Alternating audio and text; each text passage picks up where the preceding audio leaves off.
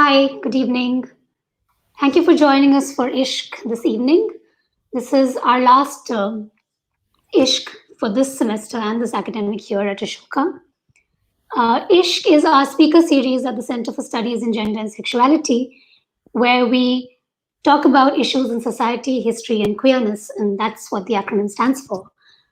This semester, we've hosted academics, activists, and filmmakers, and knowingly or unknowingly, our central theme has been resistance, both the forms of resistance and the frameworks in which resistance is being articulated, especially in South Asia. Today, we're going to build on the theme itself, and we have with us Jason and Vajayanti, and I will introduce you to them in a bit. We will be talking about pride, solidarity, politics, and how we've seen a lot of fault lines emerge over the last 1 year. And we've all engaged in multiple forms of resistance and protest ourselves, especially this is for the students at Ashoka and elsewhere in India, especially. So we will start soon. We will take comments at the end of the discussion, but you're free to post your comments on the live as we go on. We have with us Dr. Jason Keith Fernandez and Vajayanti Vasanta Mogli. Jason is a researcher at the Center for Research in Anthropology in Lisbon. And Jason, I'm afraid you're going to have to pronounce the name of the institute the center is in yourself. I can't do that. But Jason's background is in law and anthropology. And today we'd like him to talk about the citizenship project of the Indian state, whom it excludes, whom it co-opts perhaps. And Jason's research has also primarily been on the citizenship experiences of Goan Catholics, which of course would be a little different from what it has been for the rest of, or different parts of the Indian subcontinent rather. But Jason is going to talk about that. Vajayanti is an activist based in Telangana. She is one of the founding members of the Telangana Hijra Intersex Transgender Samiti. She has actively engaged with law. She is engaged with the medicalization of gender. And she also has a lot of corporate experience, if I'm correct. And that's just one of the many hats she wears. And she will be talking about how the current moment of crisis has changed the way movements are being carried out, has changed the way political organization is being carried out, and also how it has maybe magnified differences and how we're all dealing with the same. So over to you, Jason. Right. So just to begin, the center is called CREA. So Center for C for Center, R for Research, I and in and A Anthropology. To go straight to the point about the citizenship project of the Indian state.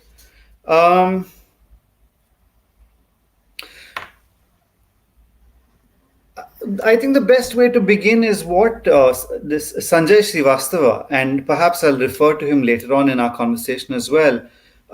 He calls Hindu contextualism.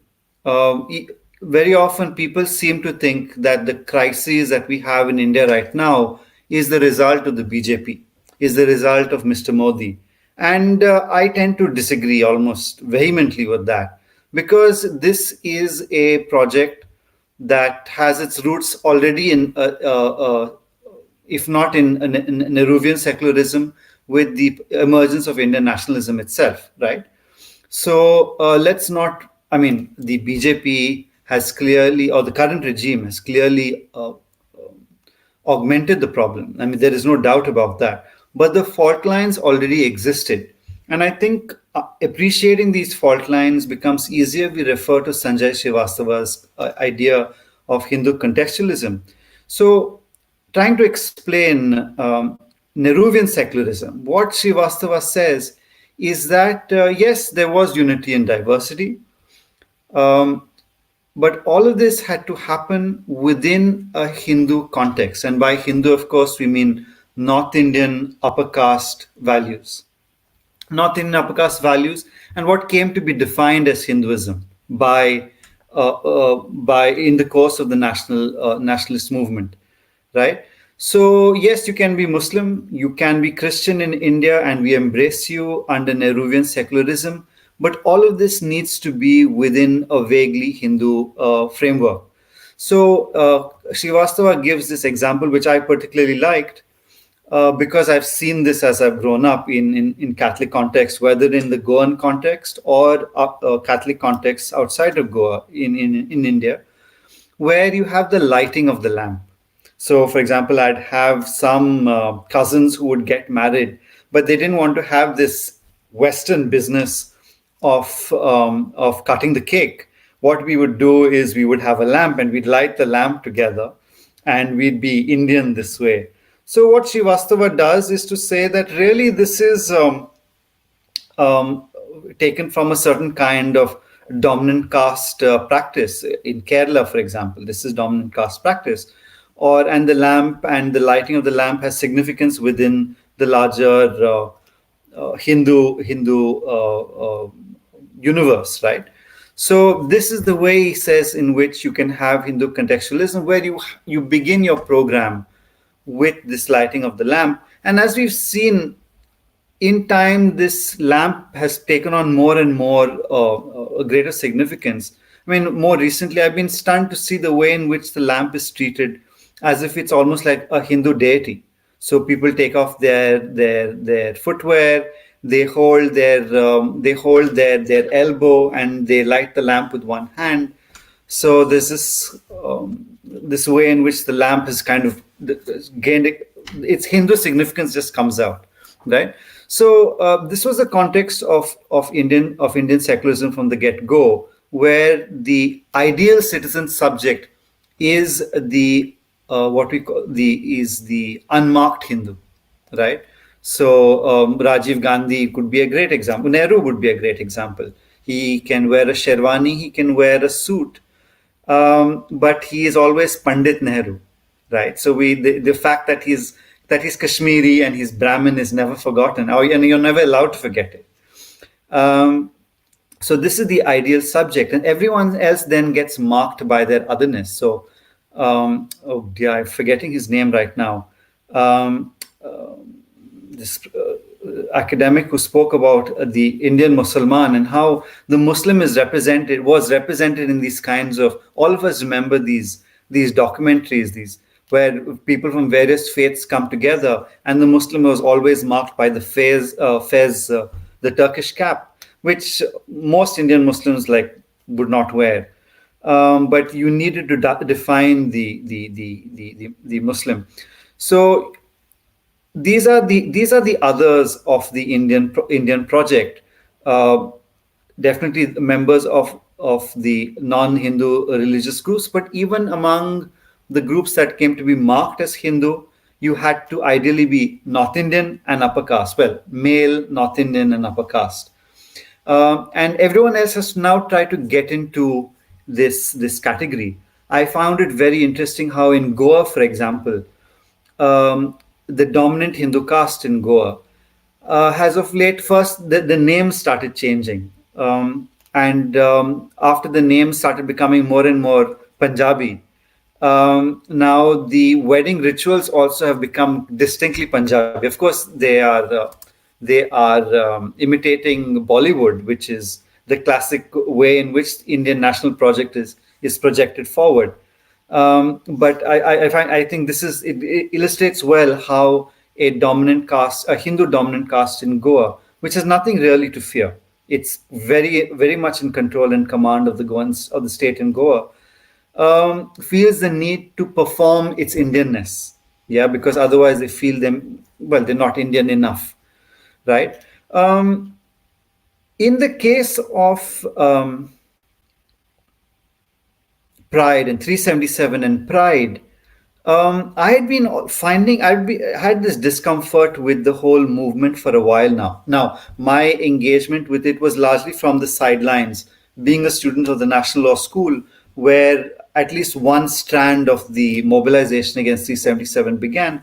I saw a lot of this firsthand. A number of the activists are friends. So this was something I kind of grew up seeing it. So there was always this slight discomfort that I had. But it kind of came together at the time of the Delhi High Court's judgment in Nas Foundation case. And that when I saw the responses, that's when it all clicked. And I realized that what this was that pride or the mobilization against the 77 was being was one more way in which groups that had been marginalized were being brought into the national mainstream, right? So it was a negotiation. Now we've seen this negotiation before, where you have Indian elites who try to say, listen, we have our own modernity, and so we have our own forms of democracy, and this is Indian democracy is like this and it's like that. Well, actually, it's not. It's just really Hindu contextualism that was going on. I may be painting in broad strokes here, but bear with me. Maybe we can finesse it in the course of our discussion. So I realized this is what was going on, and that the way in which queer people could be brought into the national mainstream was by working within a Hindu context, within this Hindu context, right? So what were the arguments that were brought up before the court? 377 is not part of our culture. It's Victorian morality, it's Judeo-Christian. And then you have people, these myth makers or myth explainers like Devdutt Patnaik, who actually tries to do, to his credit, tries to do an interesting job, but there's not quite the level of honesty that one would hope. So there is this saying, yes, all these problems are with the Abrahamic faiths, whereas in India we've never had this problem, even though Patnaik himself will acknowledge that yes, you have these elements that prefer male sons who can produce sons, who don't quite like intercourse outside, let's say, reproductive agendas. So this is the way it was being formulated, and so this is when it came together for me. I'd also seen this film at some point of time in Bangalore. It was called India's Third Gender, if I'm not mistaken. And once again, the producer director is incredibly sympathetic to hijras and to third gender persons, but it seemed like they were being used to further another agenda, which was the agenda of making India modern, as it were. And I think this is the other dynamic that we need to capture, is that India as a state, as a state building project or a nation building project, has always been trying to catch up. First, it was the development project, which is let's build Bhakra Nangal, the temples of modern India, as it were. Once again, note how it's temples of modern India. So there's already a Hindu context to it. India is always trying to play catch up. And I think one of the great problems with queer politics and with pride is that it's what, again, Srivastava, this is another term he used, it's aspirational politics, right? And this is not just India. I spent some time in Portugal, and one of the things I noticed was there was this idea to show the north of Europe that, we in Portugal are just as European as you.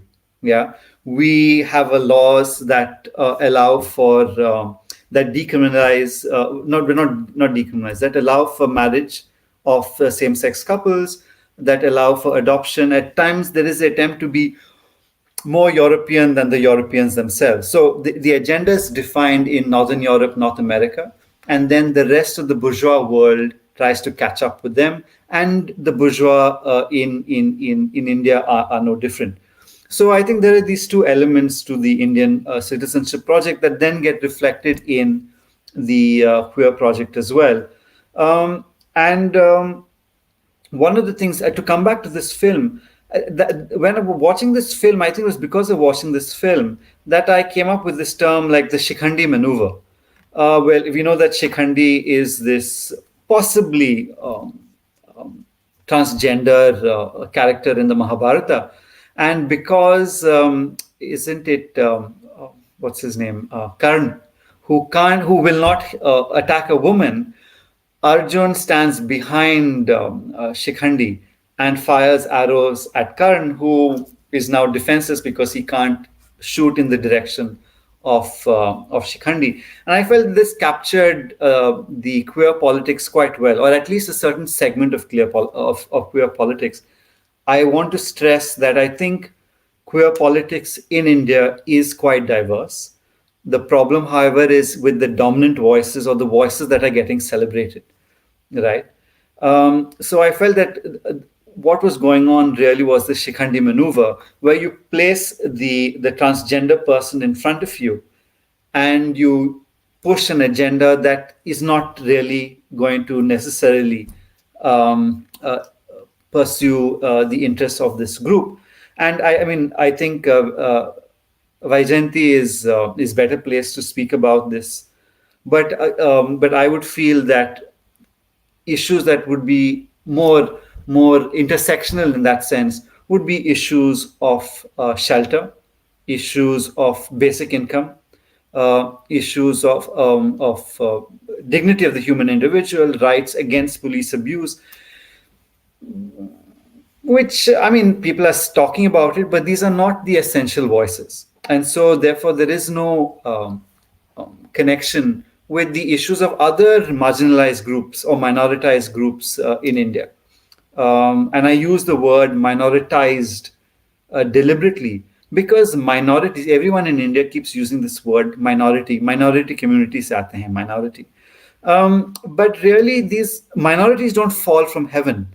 Neither nor do majorities. I mean, these are actively manufactured. So, if you are in what is called as a minority group, it's because you have been minoritized actively very often and pushed into that position.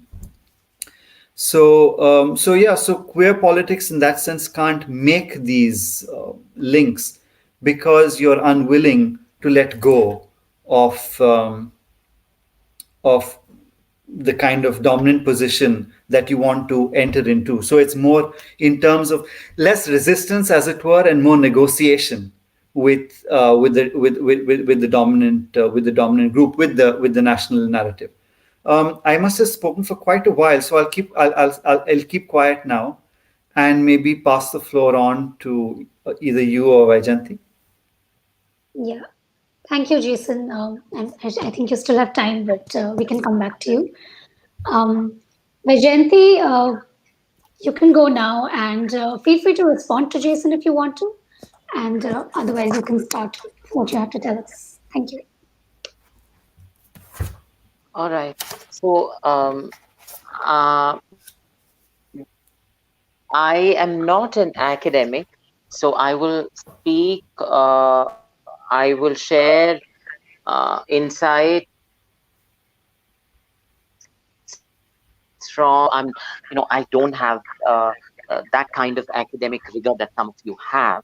Um, so, as a transgender activist and as a transgender woman who's been working very closely with the groups here in Telangana since decade now, um, we have analyzed quite a few ranging from the Transgender Persons Protection of Rights Act 2013, which was a bill then, to the Trafficking of Persons Prevention, Protection, Rehabilitation Bill, which is yet a bill, and a slew of other bills. But before I go there to something like law, in Telangana, we used to call our pride until 2014. The very first pride walk happened in 2012, no, 2013 Feb. And then when the new state of Telangana came up, when the new state of Telangana was carved, we felt that it was the framework in which we were operating was quite a cut copy paste, and we wanted to change geolocalize it. So we modeled it to reflect the folklore, the realities, the rural ethos and culture of Telangana and the urban as well. And we called it the Hyderabad Queer Swabhimana Yatra, which just means a dignity walk. Um, and that was the first pride walk after the formation of the new state of Telangana. Now, historically, transgender persons, particularly working class, queer, and transgender persons, had a significant state in the formation of this new state of Telangana, as during the struggle for the new state, many of us had participated not only in the protests but also in cultural protests that our CM now encourages, like Bonalu and Batukamma, which are very specific to Telangana. Um, Now, it's also sometimes when I think of 2010, 11, 12, uh, the most parties like MIM at that point of time, there was a time when, and I'm just stating what happened without giving my opinion to it yet. Um, Parties like OACG's MIM party, and not the lawyer OACG, but his brother, would give out open threats that should there be a pride, heads will roll and blood shall flow. From where it is today, I think they've had a huge rethinking from those kind of statements that they did at that point of time, to want to, in 2018 and 19, to want to speak for the rights of transgender persons in Parliament. So OACG's legal intern or whoever that person was called us and wanted to know our concerns. So they've walked a huge distance. Um, and we formed a lot of solidarities, and there are Muslim transgender persons, there are Dalit transgender persons, and the kind of struggles that Dalit transgender persons or Dalit queer persons speak of struggling to find their space in those spaces, find their queer identity and have it accepted in those spaces, or vice versa, to be able to discuss caste in the queer spaces. Things are constantly evolving. Um, in the recent 1 quarter or so, the biggest fear that fell like a mountain on our heads after we went through the facts laid out in the Assam experiment of NRC was that while 19 lakh people were excluded in the Assam NRC, thousands of transgender people, not in lakhs, but thousands of them were also excluded. So before the pandemic broke out in India, before the lockdown, in the last 1 quarter or a little more than that, since December, the biggest fear that had consumed us was, when will NPR happen? It was scheduled to happen in April, and how will we deal with it? What are the questions, and what would be the fallout of the NRC for working class queer transgender people? Now, these terms, queer and transgender, I'm sure, I hope you'd all acknowledge, are English terms, and we have a very amorphous term that we use here called koti, because the rural queer person doesn't necessarily clearly identify as a cisgender gay man, or as a non-cisgender trans woman, or as a trans person. And So we've been discussing often openly and sometimes in closed groups as to how do we deal with the citizenship project of the state, with Dalit, our own friends, some of us who are ourselves Dalit and Bahujan, with Muslim feminist groups and so on. And mm, we've had a multitude of views, right from protests, which to my mind have not been very effective, the on-the-road protests, which have been very um, ruthlessly been muzzled with the iron fist. And as you yourselves know, the way students, 19, 20, 21-year-old students of TIS have had cases of sedition registered on them. Sedition that comes only next to terrorism, with their careers, where of course in due course of time those cases will get quashed, and they will come out clean. But the very process of going through that is the biggest punishment that tends to decimate their careers. So with the state and its agencies treating activists, dealing with activists and activism with an iron fist, there have been interesting suggestions coming out from our mixed groups, wherein people deal with this itself. Do we reimagine the idea of Hinduism? Because I have relatives who I have to deal with, who are extremely fond of Modi ji, and I have to deal with them, and I cannot discuss all my views with them. Um, I do discuss some, but I can't. So there are times when we wonder if we should uh, harness and use Hinduism itself to to help the people at the end. Example, as much Dr. Jason Keith Fernandez spoke of Mahabharat, I didn't know how to deal with an extended family relative who's been extremely Islamophobic and has been sending me a lot of nasty videos on on a whole lot of things, and that person's two children. I mean, they're not children anymore. They're 40 years old, and they're both doctors in the US, in New York.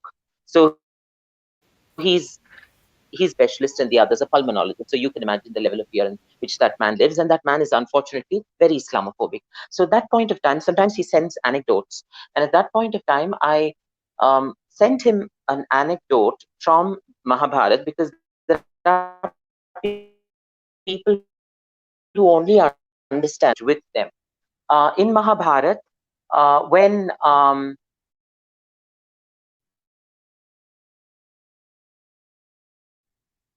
it was a thick forest there, and uh, the Krishna tells Arjun to get that forest cleared through Agni. It's an anecdote. Don't want to get too deep into it, but just share the bare skeleton.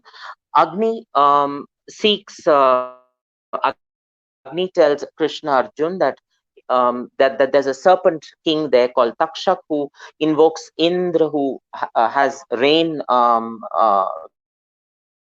torrential, opens up torrential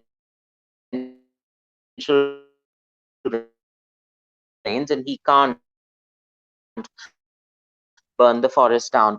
So Arjun blocks the rains and burnt Takshak, and then Indraprastha is built. Um, Takshak remembers that. He remembers that, and he knows that the Pandavas are invincible. So he waits till the Pandavas die, and Krishna departs, and then bites Parikshit. Now, Parikshit's son Janamejaya does a serpent yagna, which is to decimate all serpents in the world. So all the serpents tend to fall into that yagna, and they're burnt alive. At that point of time, Parikshit is retold. Janamejaya, Parikshit's son, is retold the entire story of Mahabharat by another sage, Vaishampayana. So why am I talking about this now? Although it was very perfunctory, it was that I used this anecdote with that uncle, because he kept saying we have to break the chain of COVID-19. We have to break the chain of COVID-19. This serpent, this serpent. was one two. That's true that we have to break. Can you hear me? Vajanti, we lost you for a moment there. You were talking about the uncle who was asking everyone to break the chain, and can you repeat that?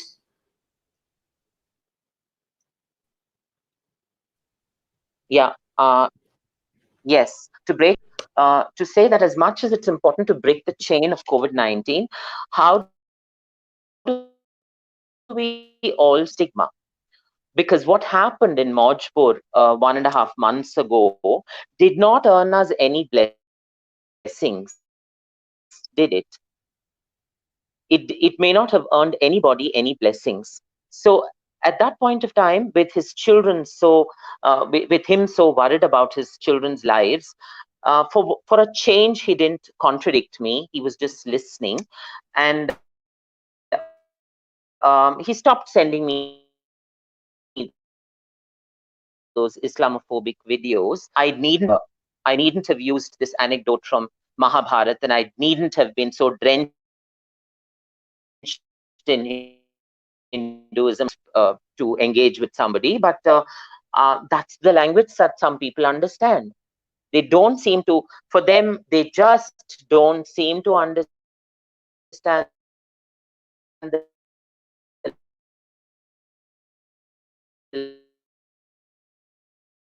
language of Ambedkar or understand, or they want to understand. So now myriad ways of engaging with people uh, en- and engaging with their humanity. I don't like to engage with people's compassion. I don't like to use that word. Point of time, people think that, but instead engage with people's humanity in ways they can understand. Although I don't want to also use this to place the burden of the language that it's a choice that people make if they can, and that's their prerogative. That's not to say that we have to figure out the language of perpetrators and then engage with them only in that language. It is based on people's convenience, their free will, and their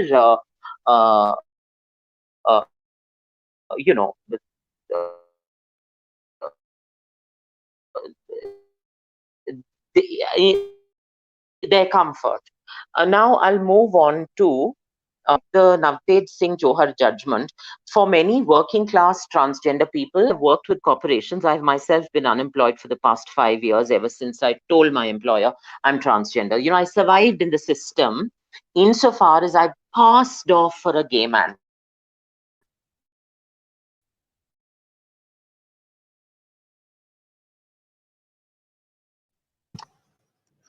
Vajanti, we seem to have lost you again. At that point of Your, your voice is breaking. time, there was no Nalsa judgment. So I thought it was transgender woman. So is it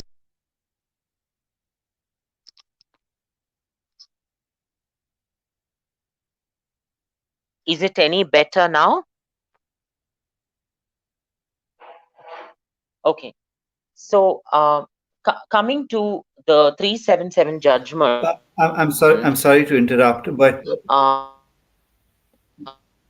I'm sorry to interrupt, but 37, Vajanti, if you could resume from that portion yes. where I last heard you, where you said you could survive in the system as long as you passed off as a gay man. That seemed really interesting, and I'm really sorry to have lost it. Mm. So if you could please return to that point and just resume from there. Yes. So I am 41 years old, and I began working from the age of 16 plus, where my formal experience shows only from the age of 17 and a half years. I worked in the private sector, in the corporate space. I was, this is not something exclusive to me. I was negged out of my house by my own father and step elder brother, and So I had to be dependent on traditional sources of transgender livelihood and do my education through distance education. I'm not as highly educated as all of you are. I'm just a distance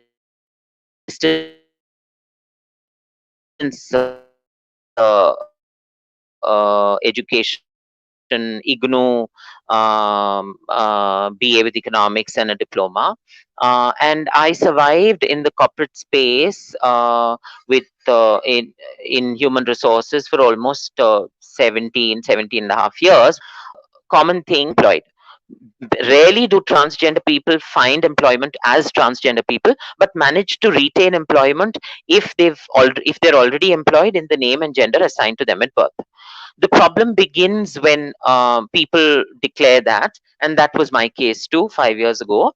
I was so empowered by the Nalsa judgment that I felt, oh my God, finally there's a judgment from the apex court, not from a lower court, that allows me to just be myself. And I, without thinking much, I just printed that and went and presented it to my employer and said, here's me, and here's the judgment, and you have to now go by this. And that eventually led to me losing my job over the next few quarters. So now this is not just about me. This is quite a, as I said, this is quite a reflective of many lived realities of many trans people. And the 377 judgment. So thereafter, I have largely been dependent on the traditional transgender sources like of livelihood, primarily sex work. Um, when I was thrown out of my house at the age of 15 too, I was dependent on it. But for those 17 years when I was employed, I wasn't.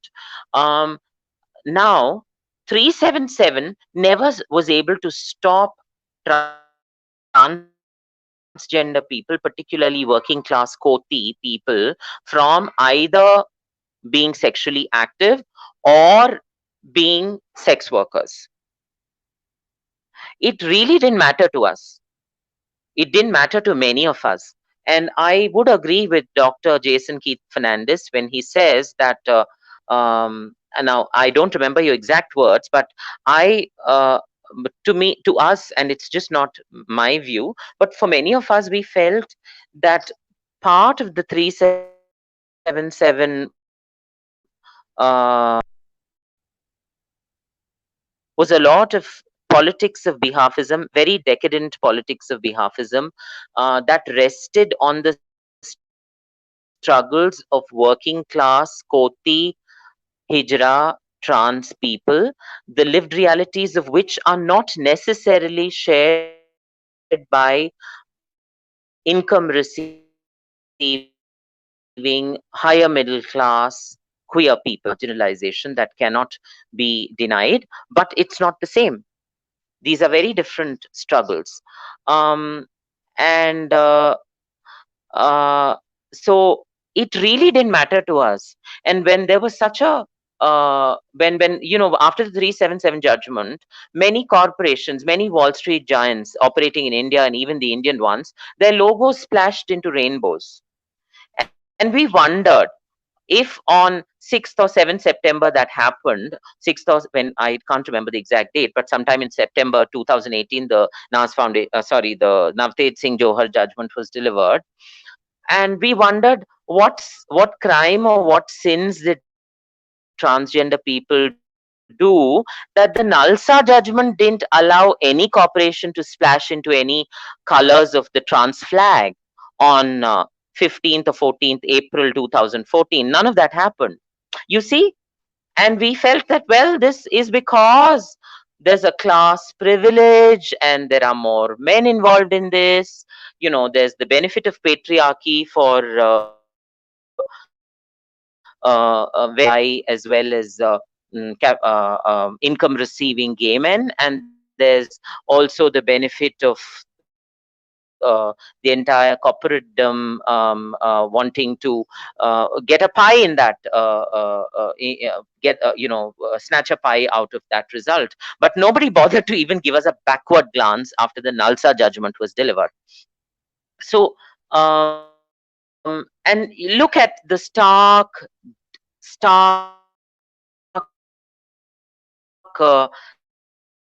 differences of treatment in our victory as compared to but the treatment was so different. Um, uh, Now I'll hand it back to you in 2 minutes before I touch upon the fact that the 377 judgment just didn't fall out of the sky. There were many. I'm not a trained lawyer, but I have read I've read judgments, and I remember portions of the 377. There were references to Shafin Jahan versus Ashokan. That's the Hadia judgment in that. There were references to Nalsa versus Union of India, where Justice Nariman says that with Nalsa versus Union of India delivered is already a spanner. The Kaushal judgment. These are his words that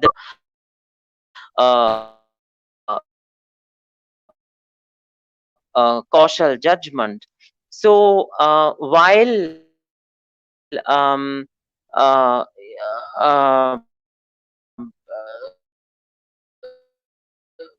we are quite happy that there are some low hanging fruits that can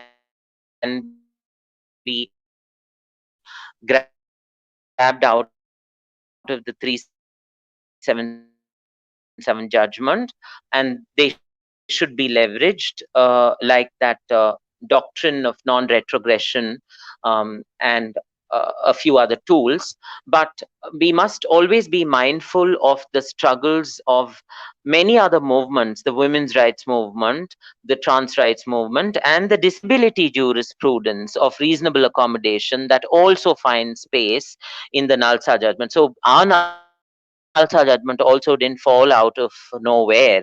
There were the disability jurisprudence and the doctrine of reasonable accommodation. We have to remember that wherever we stand, we don't just stand tall all by ourselves. We stand tall or short wherever, however we stand, because the women's rights movement, the disability jurisprudence, and the doctrine of reasonable accommodation lent us their shoulders, and hence we stand on the borrowed shoulders of the women's rights activists, of the disability rights activists, of the anti-caste activists. With that, I hand it over to you, Alankrita. I hand it over to you now, Alankrita. Yeah.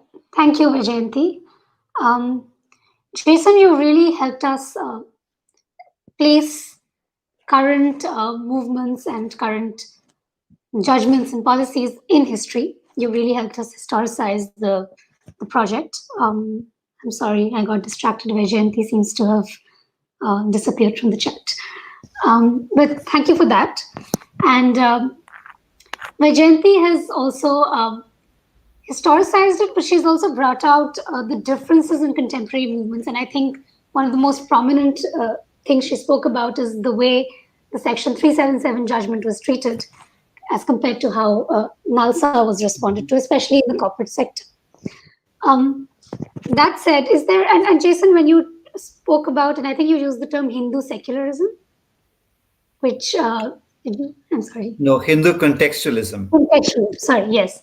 And that really reminds me of the anti-CA protests where when Muslims used a chant that they use in their religious practices, it was really called out for being for not being secular.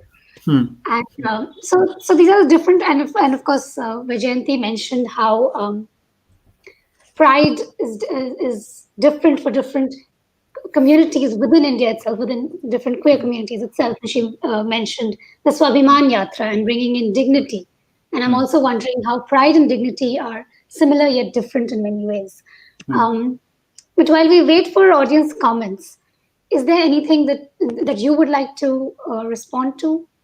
Going by what Vijayanti has said? I would actually, thank you. I was really glad to hear Vaijanti's intervention because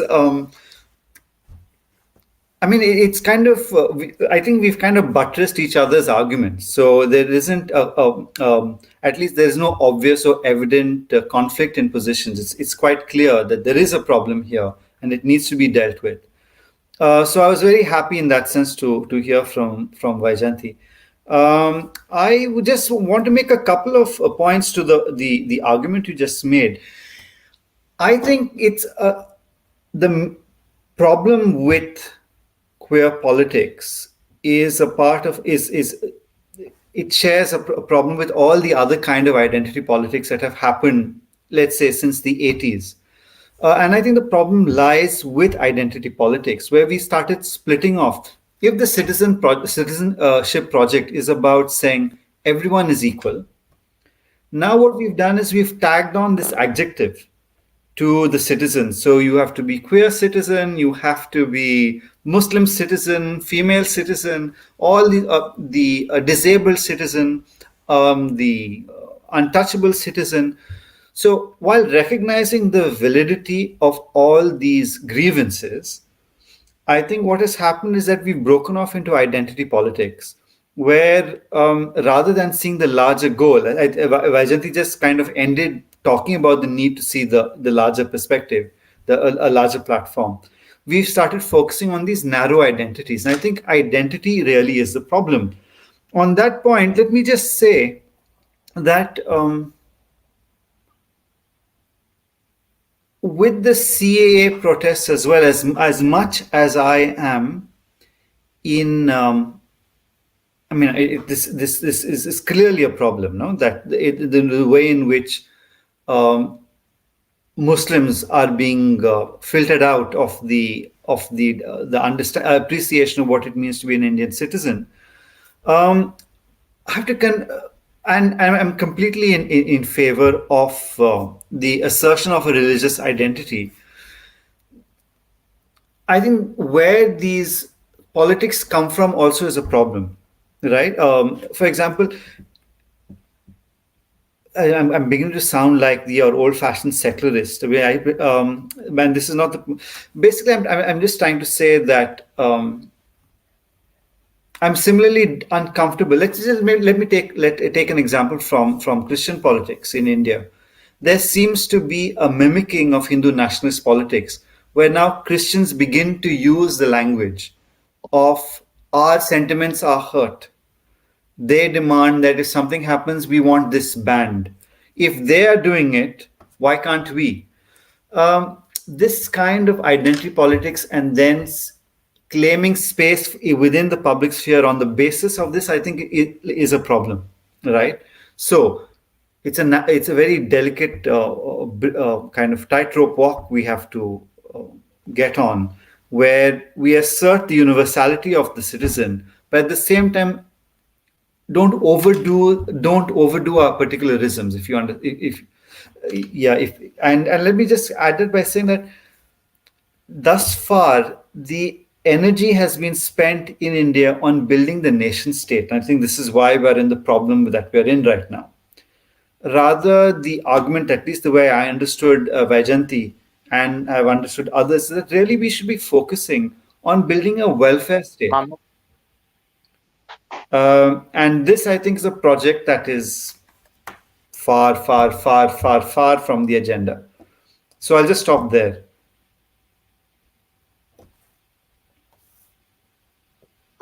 Thank you, Jason.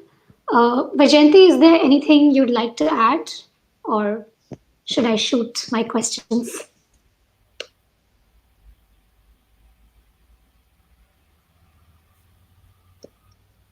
Vaijayanti, are we audible to you? Sorry, would you repeat? Yes, I was asking you if you want to add anything. Otherwise, we will take questions.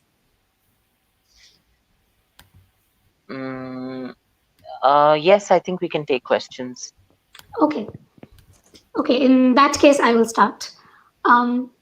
Jason, you just spoke about the language of negotiation that different communities have to use. And you just pointed out the dangers with that sometimes as well, right, and how it's walking a tightrope. Vaijayanti also spoke about how we negotiate with people, maybe with family itself, by using their language sometimes. For instance, in her case, using examples from Hinduism itself. And all of this really brings me to the question of how we extend solidarity. And here I'm coming from the context of the university. For many of us, if we are in universities or in certain spaces where we are also bound by certain policies, right? And in some ways, there's only so much that we can do. And in some ways, we can act as a representative of the institutions we're in. But what this is making me think of is that one form of expressing solidarity is an open letter, right? Or a letter that is signed by multiple people, and I signed one just yesterday. That's why I'm reminded of it.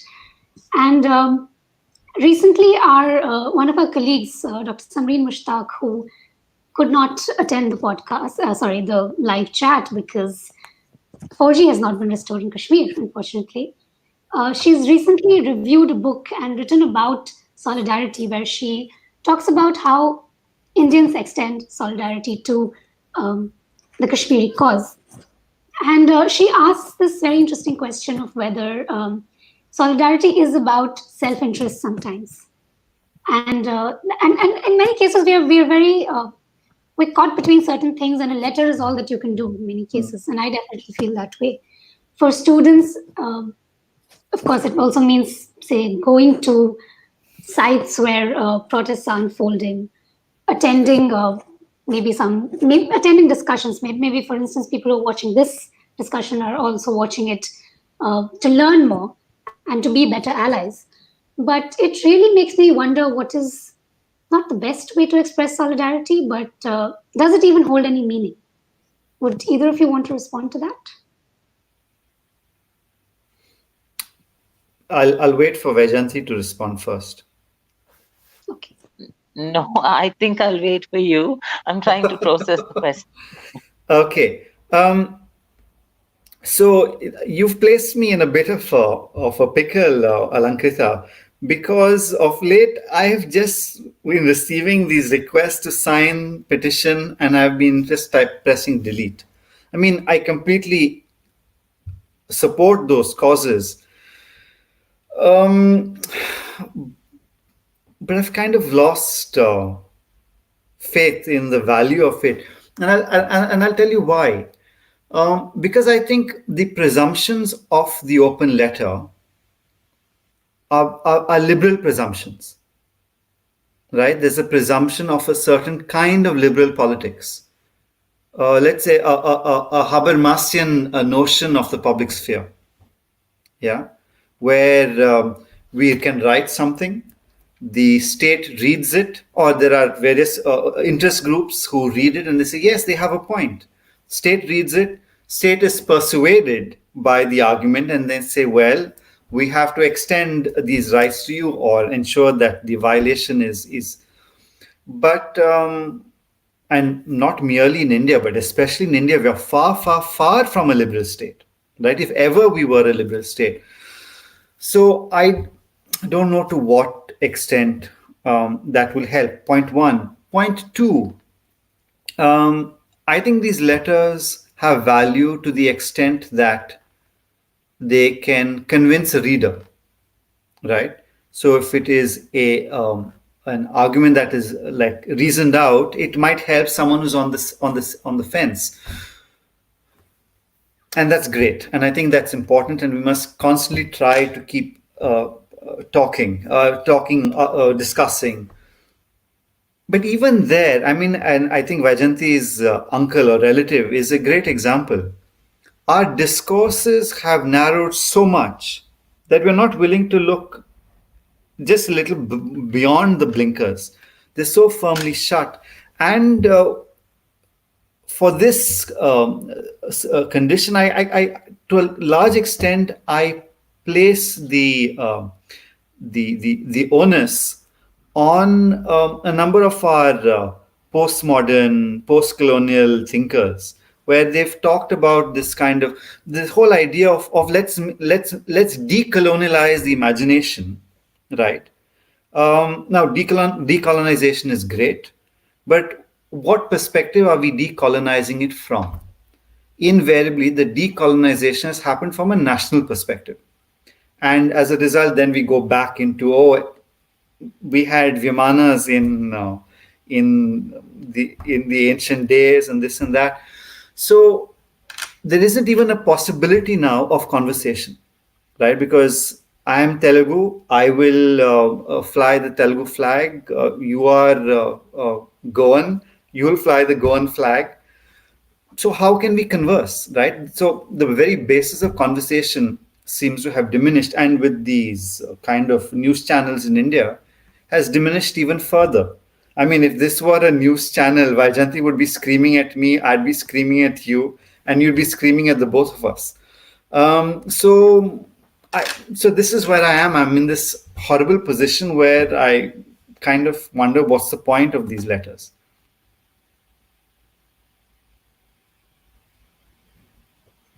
Thank you, Jason. Vajayanti, would you like to go ahead now?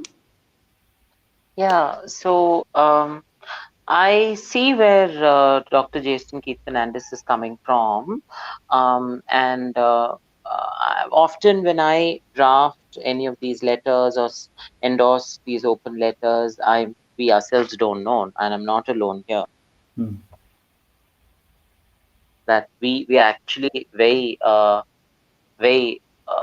so not hopeful of any result, significant result coming out of it, but we only do it for the sake Hmm. of documentation, so that eventually it can lead to some litigation or RTIs and so on. So we just do that for the sake of documentation, that so many people have already done that. Presented this to you as an issue. And so I think it's very important for the sake of documentation. And I'm hopeful too that all this will be important. These will be important reference points in history when history is made, when history is written. History is far away, but I yet am, although my hope on is at a personal level is almost teetering on a precipice of perilous possibilities. It's literally teetering on a precipice of perilous possibilities.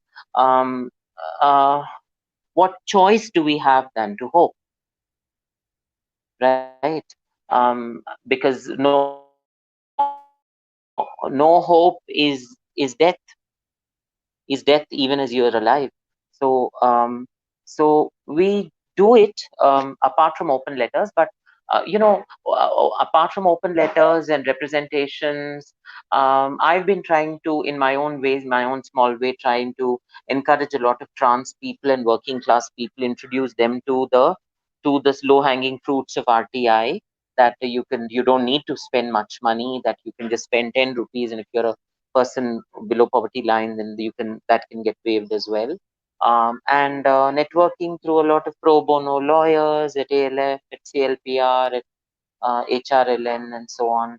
So these are again the good old ways. There's nothing new about it. And I'm sorry, I'm not able to give you anything new, because these are all things that were being done for the past few decades. Um, if I could just pitch into the discussion, and thank you so much for all of your comments, which have really been enlightening.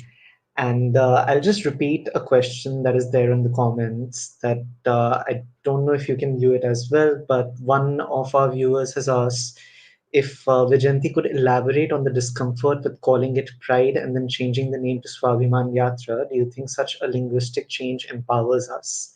And if I could just add to this question, I mean, this question, of course, is talking about sort of that change to a regional language, and if that change maybe empowers us as a community to seek certain rights, to seek a form of resistance that just the term pride might feel too alienating for. But I'm also thinking of how often with the open letters that we were just talking about, but also in a lot of social justice collectives and circles, we sort of give into a vocabulary that is so alienating for so many of us who want to express solidarity.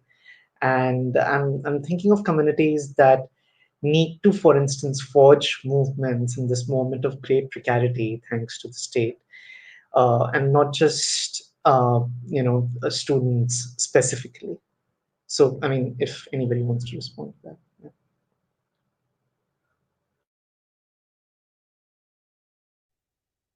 May I? Yeah.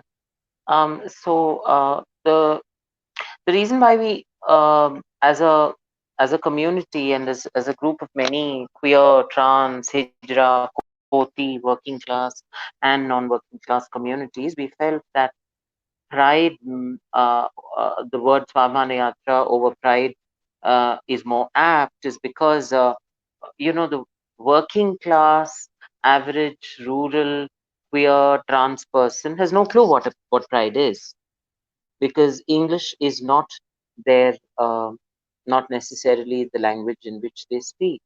While Swabhimana Yatra was a word that we felt could be understood, and also it helped us engage with our state government, because our state government and our politicians, they didn't have a clue of what pride meant, but they could understand something out of a Telugu word, which they could easily understand, and that also helped us ask for certain benefits for working class, queer, trans people, engage and get those benefits implemented.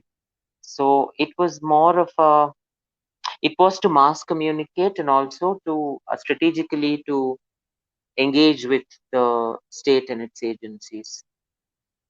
And one of the some of the other benefits were that we could geolocalize, and there are legends in Telangana of Samakka, Sarakka, Bonalu, Batukamma, that um, that it's like it's very disjointed to push all that in under a pride umbrella as compared to something that's local, like a Swabhimana Yatra.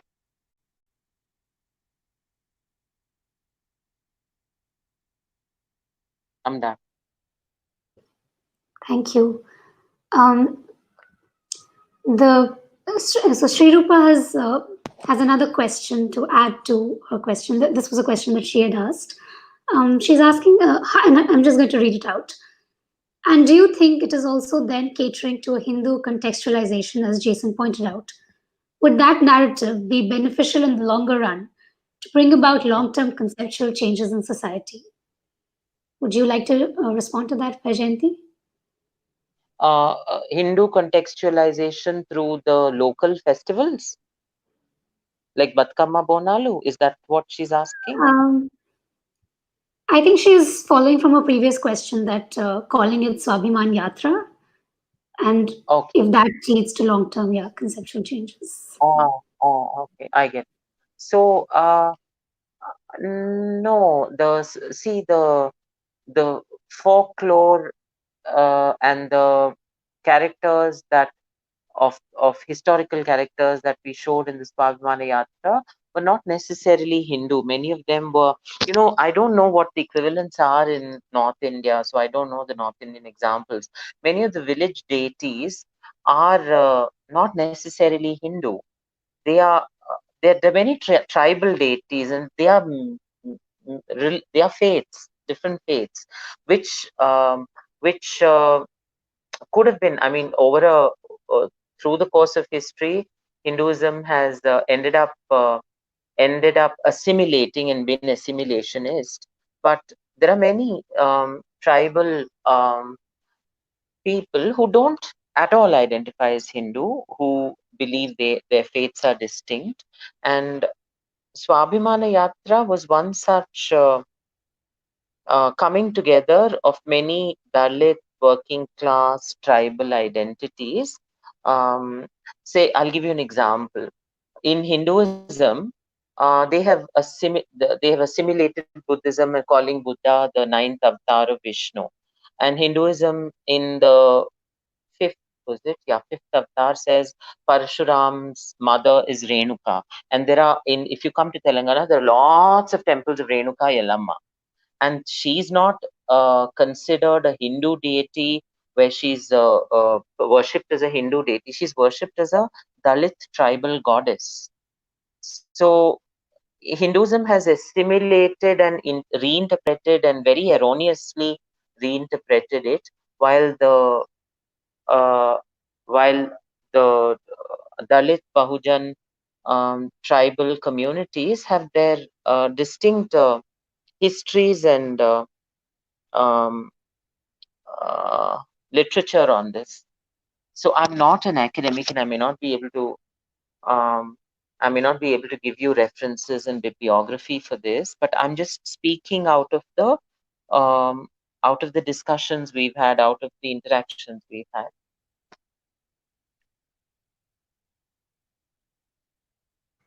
Thank you so much, Vajanti, for sort of responding to that, because that I think is a very beautiful example of the way that we have to use, for instance, certain registers to um, ensure participation almost in different forms of resistance. And I'm wondering if Jason would just like to respond to this, and also to think about uh, the earlier point that you made about particularisms, sort of not uh, uh, restricting us from sort of like actually asking for that universal category of a citizen. But I'm also thinking of how, with respect to certain local movements, particularisms are actually helpful in sort of talking about access to services, especially as Alankita pointed out, in a time such as this, when the lockdown is going on and there's so many communities that actually can't get access to those resources. So even while we are asking for solidarity to sort of fight medical crisis, what is exactly the solidarity that we speak of? And it's definitely not a universal solidarity. So just thoughts and comments from either of you. Right. So I just let me just begin by asking Vajanti to please not keep saying I'm not an academic. I mean, this might sound condescending now, but I mean, the richness of your presentation is just. I mean, you should stop saying it. It's just unfair to you, unfair to us. So anyway, in fact, I have another question for Vajanti. Before I forget it, let me just put it out there. I'd be really interested in knowing if you challenged, on the basis of the Nalsara judgment, if you challenged your termination notice, and if you did try, what was the outcome of that? Right. So maybe you can just have a quick think about it while I babble on now for a while. So, two questions. I want to disagree with this argument about Swabhimana Yatra. I might kind of support Sirupa's initial point, thinking that this is problematic, largely because as much as these festivals are Dalit Bahujan festivals that are not Hinduism per se, they're nevertheless getting co-opted. And I think what solidarity means is getting out of our zone and getting into the zone of the other. Um, Personally, I believe that using a Persian register or an Urdu register or Dakhani, however you want to call it, is really helpful in this, because it is. I mean, I'm not saying we should not use Western. Okay, in the particular case, I have a problem with using pride. I think it's the politics of a certain part of the world, certain class segment of a certain part of the world. So I mean, pride is definitely out. But given that one can't use pride, I would have used something within a Persian Urdu register, largely because at least within Hyderabad, there is this tradition which is also being suffocated, right? And we need to find these spaces to make common cause. So that would be the kind of my just brief response to the question of Swabhiman, and responding to this thing about particularisms. See, you're talking about of course there are particular needs, but the point is that we in India are at a location where we can't even talk about responding to particularisms because the basic framework necessary to respond to those particularisms is far from there. We don't have working primary health centers or primary health centers that ought to be like they are. We don't have effective schools. We don't have, there's so much that is lacking that. So I think the focus really is on basic state building, or rather welfare state building, rather than already talking about particularisms, right? So I think it makes much more sense to build the alliance along these lines, rather than on bringing in the particularisms at this point, which is not to say that you should hide your particularism, but say that this is my particularism, but I recognize that we need to have this common issue addressed before the particularism is addressed, right? And also, I think, we really need to desperately get out of nation-state building politics. I mean, and this requires some thinking, and we need to engage more actively on it. Otherwise, we're going nowhere. Yeah. So I'll just stop there, I think.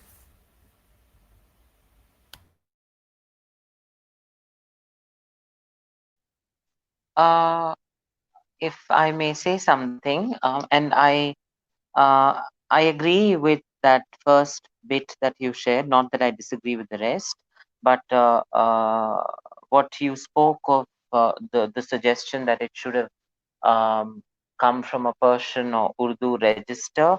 At that point of time, because this was about 5 years ago, 2015, at that point of time, I don't think it crossed our minds as well as it sticks to our head now when you mention it.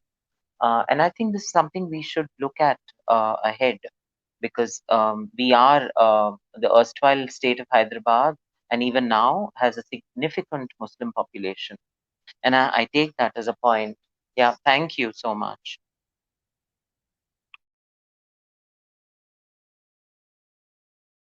If I may, I just want to clarify that, at least as far as I understand, in the Deccan, Urdu was not a Muslim language, or not only a Muslim language. I just, in fact, just a couple of days, I have this colleague from a former student from the law school who would now identify, or his family would identify as a Telugu, as Telugu Brahmins.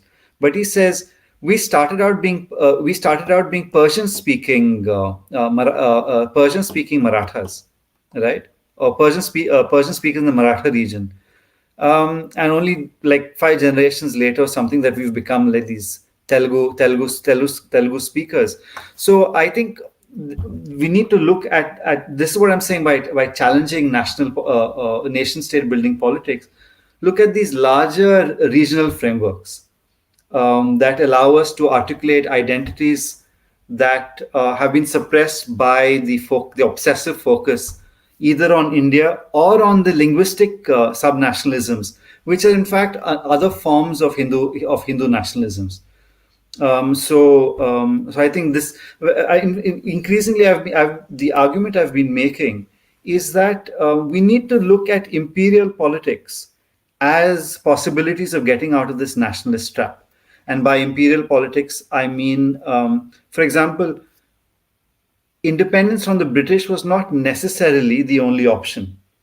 We could have asked for full citizenship within the British Empire, which is what some certain Indian elites were arguing for, right? So to this extent, Indian independence hasn't served the Bahujan Dalit at all. The issue of full citizenship is perhaps, let's not say as far, but is still far away from realization. So, and those who can ideally benefit it are those who fit into the Indian state's agenda or into a Hindu framework.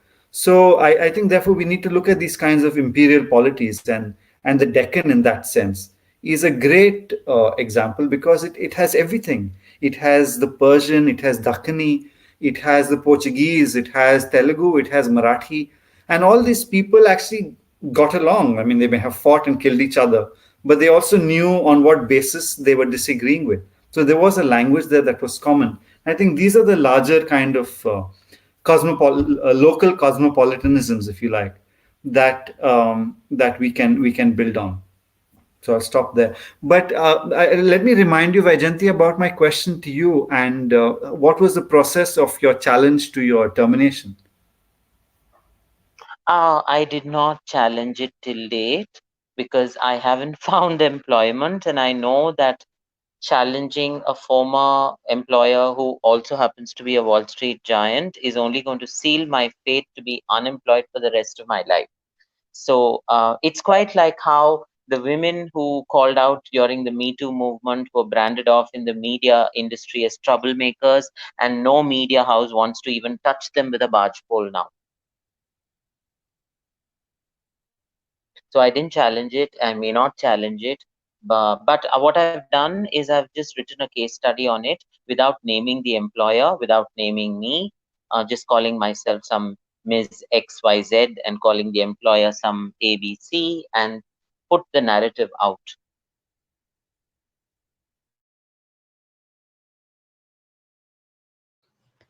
I thank you so much for those responses, and I'll just repeat a few points that have been there. Put there in the comment section as well, and maybe we can collect some closing comments. There's that question that somewhat has been addressed and answered is also about how do you talk to somebody who has been excluded on the basis of their identity and ask them to think beyond identity politics. And especially just to go back to the way that Vajanti sort of framed the origin of the idea of the Swabhiman Yatra, for instance, at that moment, I know that a lot of activists, a lot of people who are working on these movements have to come up with sort of local registers to sort of appeal to a mass of supporters. And in that moment, maybe it is not always possible to think of universalizing identities. And just one of our students has also asked about the sort of different trajectories that queer politics has taken in North America vis-a-vis marriage rights as well, and where do we picture them in within the queer politics within the subcontinent. And, and again, just to go back to what we've been talking about as opposed to different religious histories and how do they sort of uh, feed into this question of marriage and queer politics. If they have sort of any comments, and then we can perhaps close.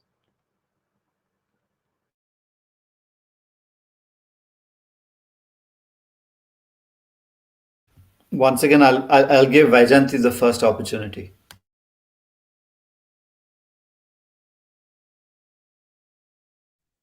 Sorry, I'll have to pass that back to you. I'm a little slow in processing questions. Great. I just wanted to be the gentleman and give the lady the floor. But anyway, Ishan, to respond to the first point about Swabhiman Yatra, and I appreciate in the heat of the moment, certain things don't strike us. When you've been excluded on the basis of your identity, um, it becomes difficult to not articulate on the basis of identity. So let me just answer these two things. One, I think I appreciate that if you're excluded on the basis of identity, you tend to cluster around identity. Perfectly understandable. But I mean, I'm increasingly looking at Catholicism as a way of structuring political arguments, and it's it. I mean, the Catholic response would be, what do I have in common with my brother that I can then assert, or what can I do for my brother, right, or sister, for my brethren. So I would argue, yes, I'm in a jam, but surely I see that there are others in a jam around me. And how can we find the commonality on which we can fight? Right? So that would be a kind of a quick response. Secondly, I would say that for example, when this whole, I knew some of the people who were involved in one of the pride marches in India. And I said, see, listen, instead of just kowtowing to this nativization trend of naming the cities, whether Mumbai or Bengaluru or Chennai, why don't you design your logo so that it can reflect multiple names of the city, right? So where in this case pride takes center stage, and from there you have Bengaluru, Bangalore, or Bombay, Mumbai, Bombay. I mean, this is one of the things about India, right? Is its plurality. And so it can be that the same event is called by different names. And this is another way of recognizing the difference of your brother, right? That we are coming for apparently disparate issues, but the cause is really one. So I think we need to think more creatively about how we can harness the pluralism of India, because as of this moment, this is exactly what is under threat, is the pluralism in India, and we need to use that to our advantage. At the same time, not saying, listen, my cause is more important than your cause. We're not going to go anywhere that ways. So I'll stop there.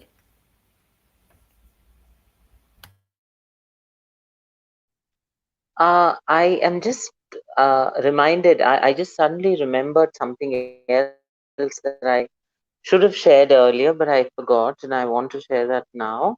When we were discussing, when some of our activist friends back in 2018 were discussing the Navteej Singh Johar judgment, with all the other judgments that the Supreme Court had then passed, some of which were very disappointing even then, like the judgment on Aadhaar, while it upheld privacy as a fundamental right.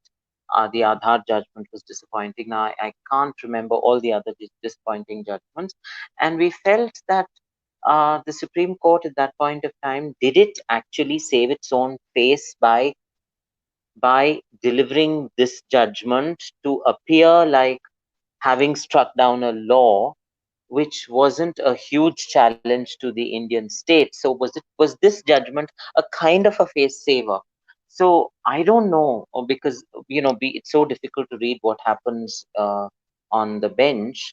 But sometimes we wonder with the kind of judgments that are being delivered now, that do we then hope that the constitutional challenge to the Transgender Act will not be a disappointment, because will it then also be a face saver for a Supreme Court that has majorly let itself down? But all this is wishful thinking. We don't know anything too well. So times there are times when we start speculating like this. I just wanted to share this, because this was also something that some of us here were discussing. And uh, so we don't really know what to expect out of the constitutional challenge to the NRC of transgender persons that transgender friend and lawyer Swati Biran Barua filed in the Supreme Court. We do not know what to expect out of the uh, constitutional challenge to the deoperationalization of Article 370 in Kashmir. We do not know what to expect out of many other things, the internet clampdown in Kashmir. We do not know what to expect out of that. But we're just hopeful that there will be some judgments that the Union of India doesn't consider very significant, that it will just let go and not put up a strong defense against those. And perhaps lawyers and activists will need to strategize. And it's very unfortunate. It is just very, very unfortunate that strategies will have to be devised this way. Yeah, and I'll just close it with that from my side.